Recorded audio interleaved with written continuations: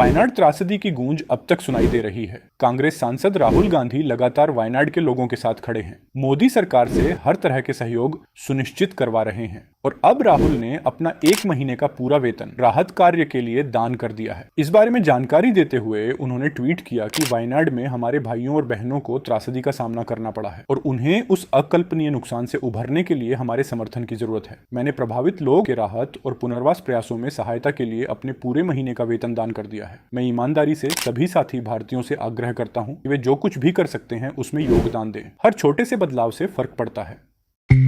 भाजपा नेता और मुलायम सिंह यादव की बहू अपर्णा यादव को एक दिन पहले ही योगी सरकार ने महिला आयोग में अहम जिम्मेदारी दी है। अपर्णा को महिला आयोग का उपाध्यक्ष बनाया गया है, लेकिन अब ऐसी चर्चा है कि अपर्णा खुद को मिले इस पद से नाखुश हैं और वह फिर से समाजवादी पार्टी में वापसी कर सकती हैं। इन कयासों को और हवा तब मिली जब महिला आयोग में उपाध्यक्ष का पद मिलने के बाद अपर्णा सपा के दिग्गज और चाचा शिवपाल यादव से मिलने और उनका आशीर्वाद देने पहुंच गई। इसके बाद ये कयास लगाए जा रहे हैं कि अपर्णा फिर से सपा में वापसी की फिराक में है। सूत्रों का दावा है कि अपर्णा महिला आयोग के उपाध्यक्ष की जिम्मेदारी संभालने को तैयार नहीं है। सूत्रों के अनुसार अपर्णा का मानना है कि 2.5 साल की मेहनत और विरासत के मुताबिक उन्हें पद नहीं मिला।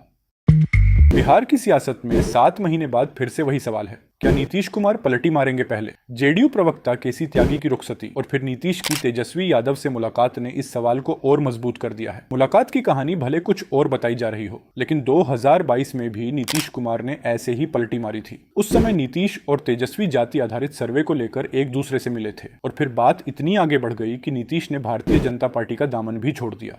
आपको बता दें कि पिछले 10 साल में नीतीश कुमार 5 बार पलटी मार चुके हैं। हर बार पलटी या तो लोकसभा चुनाव से पहले या विधानसभा चुनाव से ही मारते हैं। आखिरी पलटी उन्होंने इसी साल जनवरी में लोकसभा चुनाव से पहले मारी थी और नीतीश इंडिया गठबंधन का दामन छोड़ एनडीए में चले गए थे।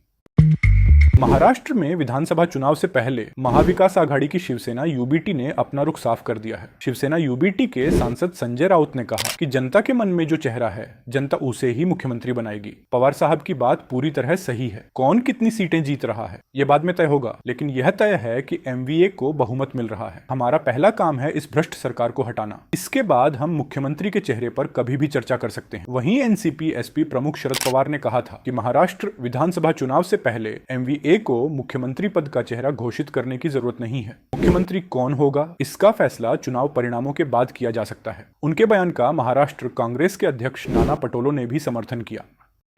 हरियाणा चुनाव में उम्मीदवारों की पहली लिस्ट पर बीजेपी फंसती हुई नजर आ रही है। बीजेपी ने 67 उम्मीदवारों की पहली लिस्ट जारी की है। लिस्ट आते ही बीजेपी में भगदड़ मच गई है। बीजेपी किसान मोर्चा के प्रदेश अध्यक्ष से लेकर पार्टी उपाध्यक्ष और विधायकों से लेकर मंत्रियों तक ने इस्तीफा दे दिया है। वहीं कई विधायकों और नेताओं की कांग्रेस में जाने की संभावना है। सत्ता विरोधी लहर के बीच बीजेपी में आंतरिक कला देखी जा रही है। बीजेपी की पहली लिस्ट आने के बाद कहा जा रहा है कि सत्ता विरोधी लहर के बावजूद मौजूदा मंत्रियों और विधायकों को टिकट दिया गया है। इसके अलावा पार्टी ने 11 दल बदलूं को भी मौका दिया है। भाजपा के लिस्ट जारी होते ही पार्टी के पुराने नेता नाराज बताए जा रहे हैं। इसमें कई पूर्व मंत्री और विधायक भी शामिल हैं।